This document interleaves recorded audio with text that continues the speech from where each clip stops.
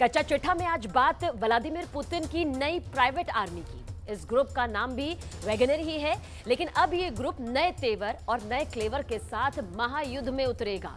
एक तरफ दुनिया के तमाम देश मौजूदा वैगनर ग्रुप में पुतिन की एक नई जान फूंकते हुए नजर आ रहे हैं, तो वहीं प्रिगोजिन की कब्र पर कमांडो तैनात कर दिए गए हैं। और सवाल यह है कि क्या प्रिगोजिन की लाश चोरी होने वाली है?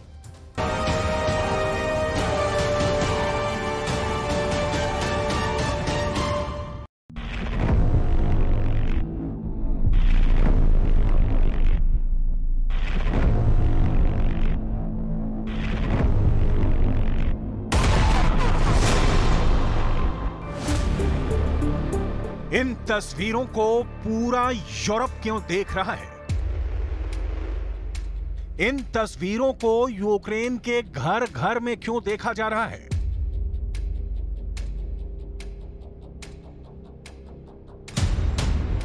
ये तस्वीरें रूस के चप्पे चप्पे में क्यों ट्रेंड कर रही हैं? अमेरिका की मीडिया में यह वीडियो क्यों सुर्खियों में है? लीबिया में यह वीडियो हर एक शख्स के मोबाइल फोन में कैसे पहुंच गया है?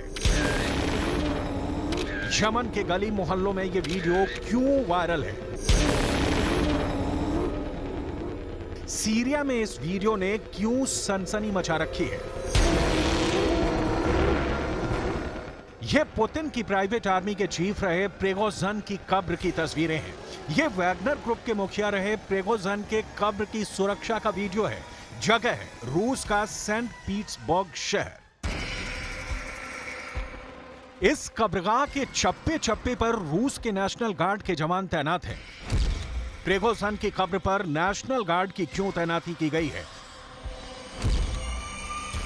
प्रिगोजिन की मौत के बाद किस बात का खौफ है? क्या प्रिगोजिन की लाश के चोरी होने की आशंका है? प्रिगोजिन की लाश के साथ कब्र में और कितने राज दफन है? या प्रिगोजिन की कब्र से नए विद्रोह का खतरा है?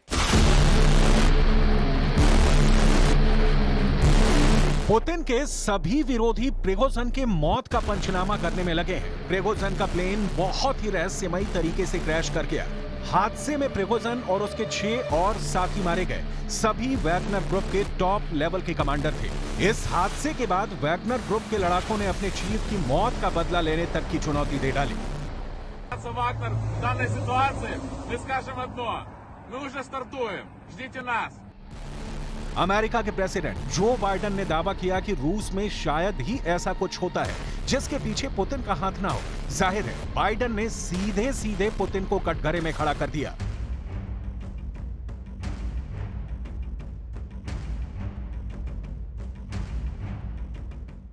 जिस वक्त प्रिगोजिन की लाश को मिट्टी दी जा रही थी, उस वक्त पुतिन अपने दफ्तर में मीटिंग कर रहे थे। पुतिन के आलोचकों का कहना है कि जब प्रिगोजिन को सेंट पीटर्सबर्ग की कब्रगाह में दफनाया जा रहा था, उस वक्त रूस के राष्ट्रपति पुतिन ने वहां जाना भी मुनासिब नहीं समझा। आज हम आपको प्रिगोजिन की जिंदगी के फ्लैशबैक में ले जाएंगे। प्रिगोजिन की धन दौलत दिखाएंगे, प्रिगोजिन के खजाने का बही खाता पढ़ाएंगे। लेकिन उससे पहले ये जान लीजिए कि कैसे प्रिगोजिन कभी पुतिन का सबसे बड़ा वफादार था, सबसे बड़ा भरोसेमंद था। पुतिन के एक इशारे पर जान लेने या जान देने पर उतारू रहता था। अब उसी प्रिगोजिन के बदले पुतिन नए कमांडर तैनात कर रहे हैं। विदेशी मीडिया का दावा है कि पुतिन वैगनर ग्रुप में नई जान फूंकने में लगे हैं। अलग अलग देशों में मौजूद वैगनर फोर्स को नए तेवर और नए कलेवर देने में लगे हैं।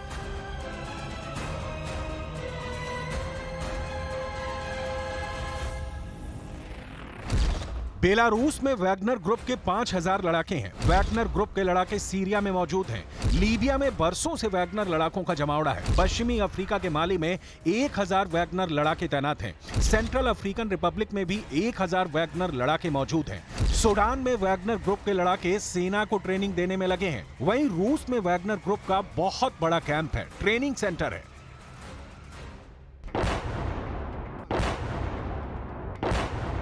वैगनर ग्रुप को रूस की सेना ने ही तैयार किया है। इस ग्रुप को बनाने का मकसद सिर्फ एक है, व्लादिमीर पुतिन के ऑर्डर को जमीन पर लागू करना, फिर चाहे उसके लिए लोगों का खून ही क्यों ना बहाना पड़े।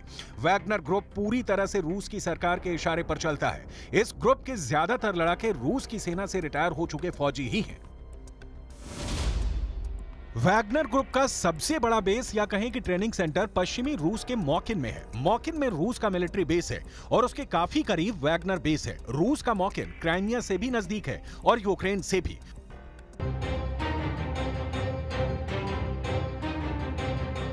पुतिन की प्राइवेट सेना खूंखार सैनिकों की एक ऐसी फौज है जो नियम कायदे में नहीं बल्कि सिर्फ पैसे की भाषा समझती है। एक अनुमान के मुताबिक रूस का किराए का एक सैनिक 3 महीने में लगभग 10 लाख रूसी रूबल कमा लेता है, मतलब भारतीय रुपयों में 11.5 लाख रुपए से भी अधिक। पुतिन की प्राइवेट सेना उनके इशारों पर कई देशों में अंडरकवर एजेंट के तौर पर काम करती है, लेकिन रूस इससे पल्ला झाड़ता रहा है। वो अपनी प्राइवेट सेना के वजूद को ही नहीं मानता, लेकिन यूरोपियन यूनियन रूस की प्राइवेट सेना वैगनर ग्रुप पर प्रतिबंध लगा चुकी है। संयुक्त राष्ट्र और फ्रांस भी वैगनर ग्रुप पर हिंसा के आरोप लगाते रहे हैं। वजह है वैगनर ग्रुप का इंटरनेशनल धंधा है।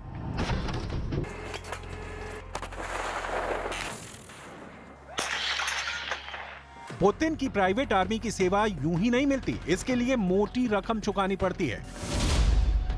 वैगनर ग्रुप के सैनिक फिलहाल मध्य अफ्रीकी देश CAR यानी सेंट्रल अफ्रीकन रिपब्लिक में मोर्चा संभाले हुए हैं। हाल ही में हुई एक जांच में यह सामने आया था कि रूस ने अपने पड़ोसी बेलारूस में 2020 के राष्ट्रपति चुनाव के दौरान भी वैगनर ग्रुप के 200 से ज्यादा प्राइवेट सैनिक भेजे थे। इतना ही नहीं, रूस ने सीरिया में भी किराए के इन सैनिकों को छोड़े हुए हैं। वैगनर ग्रुप जिस भी देश में जाता है अपने काम के लिए तगड़े पैसे वसूल करता है। दावा तो यहां तक है कि रूस के इन किराए के सैनिकों ने IS के आतंकियों से सीरिया के गैस और तेल के कुओं से कब्जा छुड़ाने की एवज में तेल के कुछ कुएं ही रख लिए थे।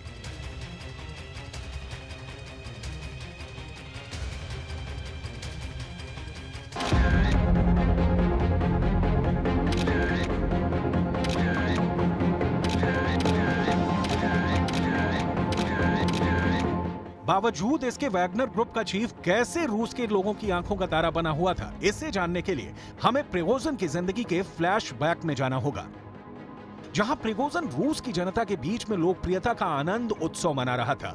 लोग प्रिगोजिन के साथ फोटो खिंचवाने के लिए बेकरार थे।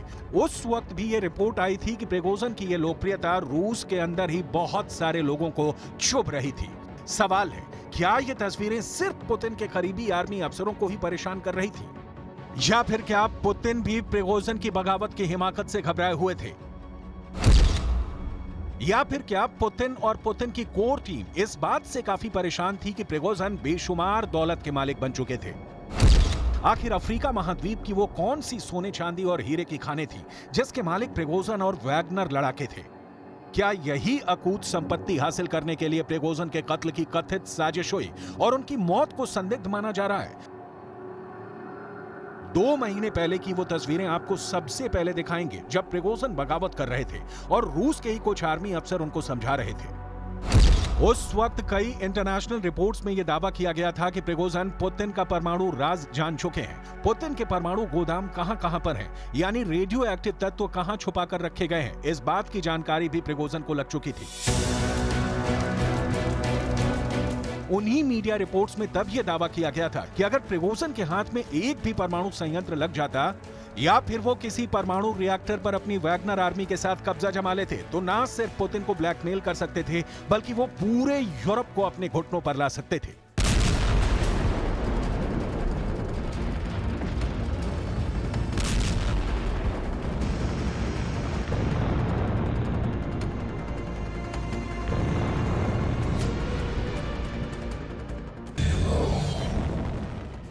दावा है कि विद्रोह के दौरान वैगनर चीफ रूस के परमाणु बम पर कब्जे की फिराक में लगा था।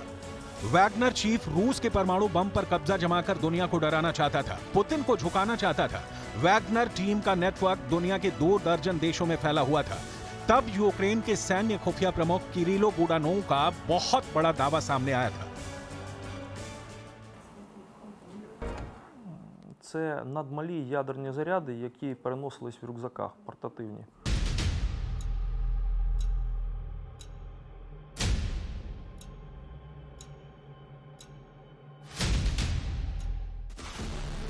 ये परमाणु ठिकाना था वोरोनेश 45। वोरोनेश 45 रोस्तोव से मॉस्को जाने वाले हाईवे के किनारे है। दावे के मुताबिक वैगनर ग्रुप के काफिले की एक टुकड़ी रोस्तोव से मॉस्को कूच के दौरान वोरोनेश 45 की तरफ बढ़ने लगी थी। उस वक्त वैगनर ग्रुप के लड़ाके रूस के परमाणु ठिकाने के 110 किलोमीटर के करीब पहुंच गए थे। Це ще одна з причин, чому вони пішли саме туди. Бо використати ядерний заряд, скажімо так, для балістичної ракети, ну, в принципі, ти не зможеш. रूस के परमाणु शस्त्रागार के बारे में दुनिया जितना जानना चाहती है, रूस उसे उतना ही छिपाता रहता है। दुनिया भर के खुफिया एजेंसियों की नजर रूस के परमाणु ठिकानों पर रहती है। ऐसे में अगर प्रिगोजिन रूस के परमाणु ठिकाने पर कब्जा कर लिया होता तो अनर्थ हो जाता।